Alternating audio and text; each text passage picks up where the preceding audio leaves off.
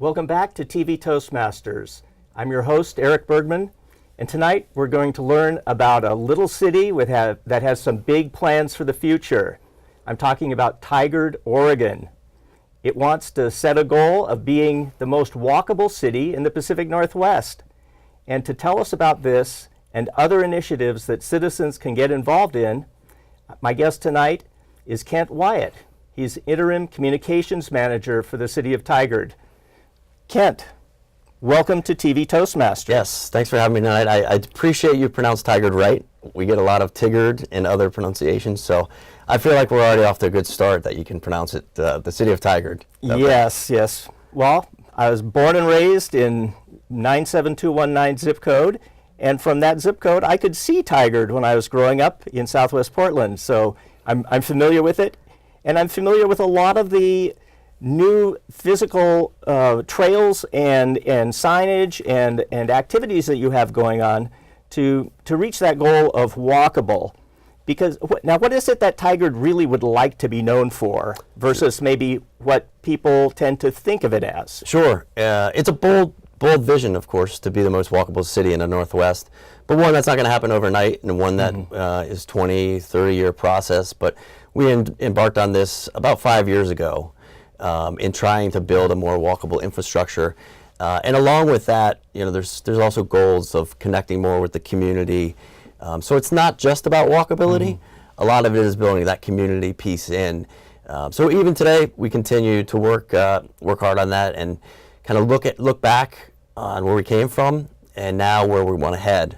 So some of the tweaks that we've done, we have a new mayor, Mayor Jason Snyder, who is really driven by embracing and increasing diversity, equity, and inclusion in our community, and also has a focus on the community engagement piece. So how do we get out the message about being the most walkable city?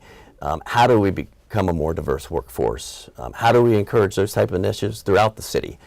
So it is a real exciting time to be in Tigard. I hope through this interview you'll learn more about the city and also prove that local government can be fun. I think a lot of people have a misconception that government is kind of set in their ways and maybe isn't the most innovative place to be. And I would wholeheartly disagree with that. And some of the initiatives that I'll talk about with the city of Tigard are going a long way to making a difference in attracting good people to their local government. Well, that's great to hear. And I'll say that if nothing else, the trail system, the Fano Creek Greenway, other trails that branch off of that really amazing park and waterway connection, it's a good metaphor for connecting people in their communities and letting people get to know each other. And I know there's a monthly walk you guys have every month, a planned walk that takes a tour of some aspect of Tigard and shows, gives an opportunity to see neighborhoods that maybe you weren't in before, or learn that there's a lake over there behind that new housing development. Sure. Yeah, that's an interesting topic that you brought up. We started that community walks, Tigard Walks is what it's called. Started off with the strategic plan, and it was 5 to 10 people gathering each month. In December, we had a holiday walk, holiday lights tour. We had over 300 people in the community gather to walk and see the lights, also have cocoa and conversation. It's just amazing to see kind of these smaller events really connect with the community at large. Now, Tigard is over 50,000 population, if I'm correct, and it's only been a city since 1961. It was incorporated then, but it had a history over 100 years before that of white settlement and farming, and then the railroad came through. What do you think about the history of Tigard that's still playing out today, and how do you want to seize on that history to present the image of Tigard going forward? Yeah, I think we're at a crossroads, and we heard a lot about this when we had a local option levy that we put on the ballot last year that was defeated. But through that, we heard a lot about that. Well, you're growing a lot. We have River Terrace, which is an area that a lot of new homes are coming. How are you paying for that? Are you going to lose your community identity? And in kind of thinking about that question, I harken back to Mayor Snyder, told a story from the campaign trail. His most memorable experience campaigning for mayor was he met a 99-year-old gentleman when he was knocking on doors, And this guy was one of the real influencers behind the city of Tigard and the creation of Tigard. And it's how do you keep those stories alive, keep those threads alive, along with embracing, a changing demographic and also an expanding city. So that's something we are at a crossroads at. The way we take that on as a city is find ways to connect with all parts of our city. So we have a new online engagement platform called Your Tigard, which is open 24/7. People can comment, good or bad, about what they think the city's doing. And we balance that with in-person engagement, opportunities like this, opportunities to go to Rotary clubs, go to neighborhood networks, and kind of have a face-to-face conversation about Tigard. Because, as you mentioned, we have a rich history. But we also have a wide demographic in terms of age. So especially when it comes to communication, how do you meet all those needs? In my work, I'm constantly thinking about my father, who's in his 70s. Yeah. He was a part of an organization who all of a sudden stopped sending him the paper newsletter, and he lost his mind. Like, that was unacceptable to him. Like, that's the way he wanted to be communicated with. City of Tigard, we have an email newsletter. We wouldn't offer him a paper newsletter. So how are we finding ways to keep connected with all parts of our community? That's certainly an ongoing challenge that we have right now. One thing I noticed on the Your Tigard site is that you're asking for stories. You're asking for the locals to share their stories. Maybe they had a history that goes back a long time in the community. Maybe they're new to the community and they represent a community, a group of people that hasn't necessarily been part of the city before. But you're looking to have them tell their stories, and some of these stories, as I understand it, will be used in the outdoor museum that's coming along the Tigard Heritage Trail. Maybe tell a little bit about that. What are you looking for in the stories, and what is that trail about? Sure. It's going to be incredible. I know I'm biased, but it's right by, it's on Main Street. If you've been to Symposium Coffee or also the Tigard Chamber of Commerce, there's a trail that runs kind of parallel to that, and it goes a good 3/4 of a mile, 1 mile. We recently received a federal grant to do an outdoor museum, so I think that's the benefit. One of the many benefits is the funding was not a burden on the taxpayers. We applied for and received federal funding. Representative Bonamici actually was in town a few months ago to check out where this funding was going to be used. And it really is some of what you said. Stories will be kind of posted throughout the trail. But also artifacts that we have from kind of the past, the history of Tigard. It's almost going to be a living museum for people, walkers and bikers. We've noticed it's pretty much turned into a pedestrian biker corridor because you can really zip through different areas of Tigard to get to downtown. And our downtown is really thriving and growing right now. So we're excited about that. But as you mentioned, we're building that around community interest, the stories, but also what they want to see represented.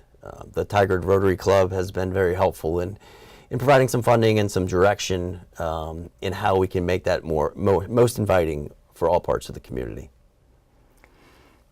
What are some of the other ways that Tigard is revitalizing itself and expressing that history or expressing where it's heading? What are some of the other initiatives you have going? We have a number of initiatives, and I think you'll see some of those. Some of those will be rolled out throughout the year with Mayor Snyder and the leadership team on what they want to see move forward. But we are trying to revitalize the downtown. We've done some really incredible work on part of the downtown with some new streetscape, new restaurants, new community gathering places. One of the things that's on the drawing board is a universal plaza. A lot of cities have spray pads where you'll see families congregate, you'll see areas for picnics. The council currently, or in the next few months, will kind of be debating on how to move forward with developing that central hub in downtown. That's something we do lack right now. If you want to gather a group of people, small or large, there aren't a lot of options, and we hope to bring that. And along with that, some programming and some events that will get people downtown and keep them downtown. Let's see. One of the things I love about Tigard is that I can walk from Main Street in Tigard along Fano Creek, including over a brand new bridge with landscaping that seems to be very much in tune with keeping the nature keeping nature in its natural state. And I can walk all the way to the Tigard Public Library, really with just one major road crossing. That's a beautiful walk. And in the other direction, you could walk all the way into Beaverton and then connect to Southwest Portland. That excellent trail system that I think is often underused, although a lot of the locals who live right along it know it.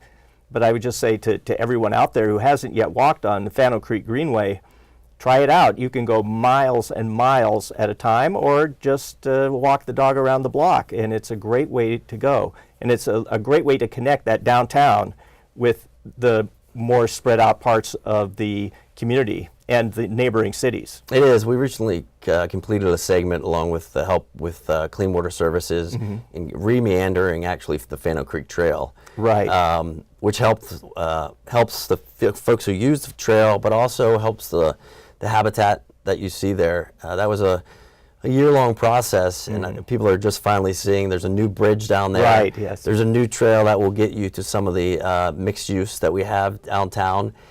So it really is kind of cool to see the community really wants that and kind of thrives that in the community. We're bringing that to the community.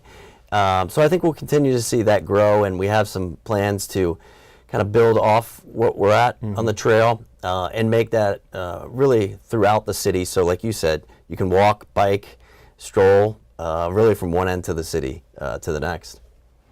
That's great. We have a lot more to talk about in terms of what the City of Tigard is doing and how locals can get involved. So we'll take a break and be back shortly. Hello everyone, my name is Christopher Taylor and I'm with TV Toastmasters. My home group is Feedbackers in Beaverton, Oregon. I first joined Toastmasters for a couple reasons. I was nervous. I had trouble speaking in front of others. I needed some help. And when I joined Toastmasters, not knowing what to expect, I learned several things. One, it gave me the confidence to speak in front of others. I learned how to take constructive criticism. I benefited from that. That benefit was the confidence to get a job. When I took the suggestions in the club, when I started speaking in front of a group and remained speaking through my role, doing table topics, getting topics that you're unaware, learning how to think on your feet, learning how to speak on your feet. I first started working managing the Berkshire Hathaway account. I started as a back office role, not the face of the company. It didn't take long until I was dealing directly with the executives. Today I give executive briefings for Verizon Enterprise in the highest level in the enterprise space. And I'm grateful, and I owe all of that to Toastmasters. Thank you. Welcome back to TV Toastmasters. I'm Erik Bergman. I'm with We Toasted Toastmasters in Lake Oswego, and we're talking about the City of Tigard and its vision for the future. I'm here with special guest Kent Wyatt. He's the Interim Communications Manager for the City of Tigard, and we've been discussing how the literal trails that connect different parts of Tigard, the walking trails, the biking trails, serve as a metaphor for how people in the community are connecting to their city, to their government, and to their leaders.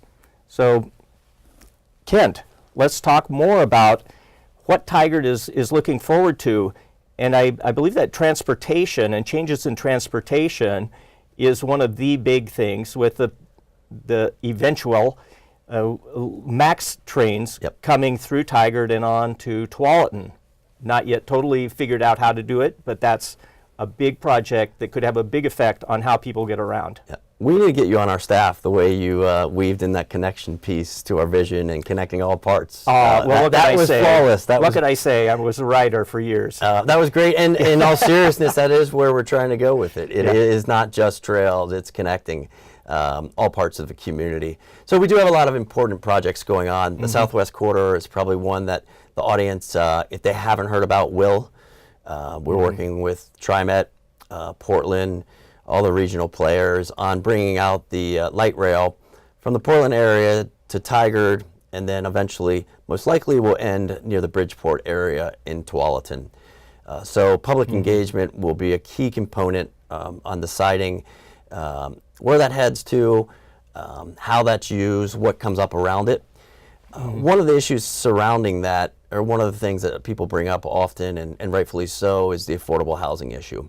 In Tigard, We have a demographic, kind of a changing demographic. We've noticed a lot in the last few years, as a lot of Portland area cities have, is people being priced out of either their homes or their apartments. We see the homeless population growing in Tigard mainly because of rent increases in area apartments. We've seen that firsthand in a couple of complexes that really put a strain on their current residents. So we want to be involved in that development of the Southwest Corridor, in the affordable housing piece, in the homelessness piece, that we know is a concern for our residents. They want to have a diverse community. They want to have housing options for people who work here and want to stay here. Those are very lofty goals, and I think something that's very achievable. But it does take regional partnerships with Metro, with TriMet, and really knowing from the beginning, which we're still really at the beginning of the Southwest Corridor process, knowing that that's a priority for the city, I think will help move it forward in the right direction. So certainly transportation is a big issue that you guys are planning for, and you mentioned affordable housing. What are some of the other issues that Tigard is grappling with, and are they the same or different than those issues facing most of the other cities that surround Portland? It's a good question, because we kind of struggle with that internally. How much do you compare yourself to other cities? And it's a mixed bag. Some cities are doing great financially and don't have as many budget challenges, but it is tough to compare apples to apples. In Tigard's case, we do have some budget constraints right now, and it's something that will become or has become noticeable in some of our public safety offerings. We used to have a robust bike patrol that was able to police a lot of the trails that you had mentioned. We have an outdated police station that has a high tendency to leak during the rainy season of Tigard. And it's a long rainy season, isn't it, too? It is, yes, and you can only put so many patches on the roof. So some of the strain that you talk about really has been seen in the police department. And the other one that I would mention, I alluded to River Terrace and the growth of that area, and some of the growth throughout Tigard. Our officers are having to cover a lot wider area than they used to, and there's really the same amount of them, if not less. So we need to figure out how to move forward in the future. Is that hiring more officers? Is that finding creative funding sources to do that? Because the public safety is at the top of our priority list. Our community needs to feel safe, whether they're on trails or roads. One way we're in the immediate future that we're addressing that is we are starting photo traffic enforcement this year. We'll have 3 intersections that will be targeting, or that will be catching violators who run red lights. And that we're hoping is a way to help with traffic, also protect families, protect walkers, bikers, drivers as they come through Tigard. So we are trying to make some changes the best we can to address the public safety issue, even though we know long-term there's some financial considerations and approaches that we probably need to take a deeper look at. Well, I'll be sure to ask you what those 3 intersections are so I can avoid running the red lights and thus saving myself money. Yes. Now, in terms of, say, budget issues and the goals that you guys have, you also are looking for community input, but also participation. And I saw online on the City of Tigard website that you have a place where people can suggest volunteer activities that people can engage in. What are some of these things that the city would like people to participate in to build community, but to also fill a real need? Yes, a real need. And believe it or not, we don't have all the answers, or don't have close to all the answers. And we need to do a better job of reaching all parts of our community. The online engagement tool, Your Tigard, is really geared at those folks who can't show up at a council meeting on a Tuesday night. They have soccer practice to attend, or they have their own personal responsibilities to take care of. We want to find different ways to reach those audiences. And I think one of the things we're doing is just asking the question, even though we might not like the answers. On the We have a community ideas board right now where anybody, you or anybody in your audience, could go on there and pose a question or pose just an idea. For example, one of the interesting ideas we had recently was Orchard Hardware Supply with that empty building. Why don't you guys put a food hall there? Interesting idea, one that hadn't been kicked around a lot. So we'll take a look at those ideas, and also, if that's not feasible, to let people know. I think unfortunately a lot of times people view government as government and not actually people behind those Twitter accounts, behind those web pages.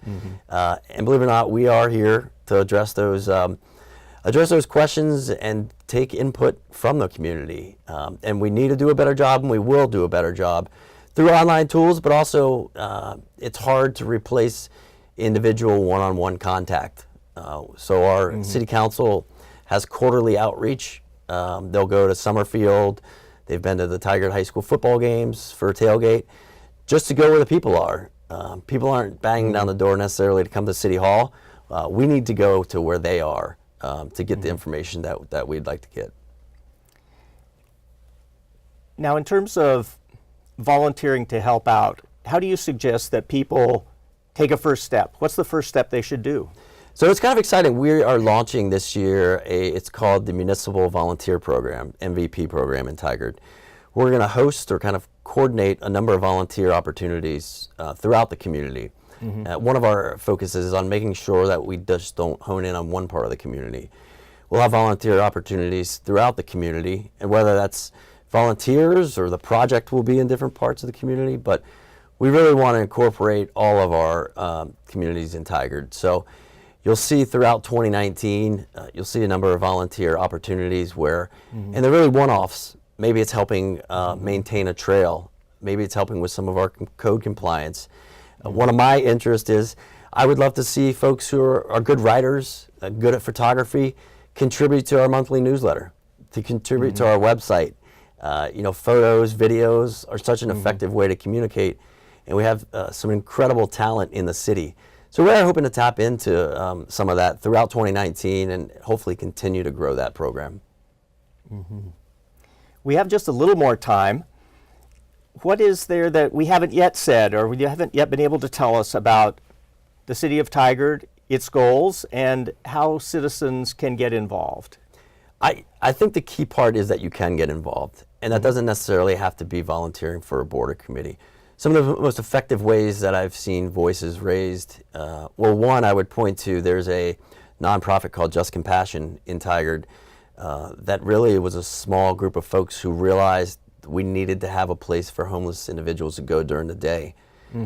They basically lobbied our city council for support and some funding, and right now have a successful two properties actually on Hall Boulevard that they own, that they're able to help service some of those needs of the homeless. But there is, I think you've perhaps heard the phrase, no call too small. There's no call too small. We get website inquiries every day. Today I had one about trampolines. My neighbor has a trampoline in their yard. I don't know if the kids are safe out there. What should I do? Oh, yeah.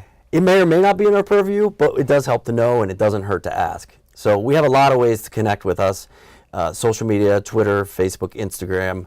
We have a very active presence. And then just also on our website and on our engagement tool, we want ideas out there. And we want other people in the community to chime in and say, yeah, that's a great idea, or did you think about this? I think just kind of that openness and transparency, which is one of Mayor Snyder's focuses this year, is something that you'll see a lot more from in Tigard. That's great. We've come to the end of our segment on Tigard and its vision of the future. I'd like to thank my guest, Kent Wyatt. He's the Interim Communications Manager for the city. More information on all these initiatives is on the City of Tigard website. For now, that's all. I'm Erik Bergman, hoping you come back again and watch us on TV Toastmasters. Hi, I'm Phyllis Harmon. I'm a member of TV Toastmasters. In this club, we have an opportunity to practice speaking before the camera as well as running the equipment room. If you're interested in being interviewed on TV Toastmasters or becoming a member, please go to Toastmasters.com. tvtoastmasters.org and look for us, or simply search for TV Toastmasters on the web.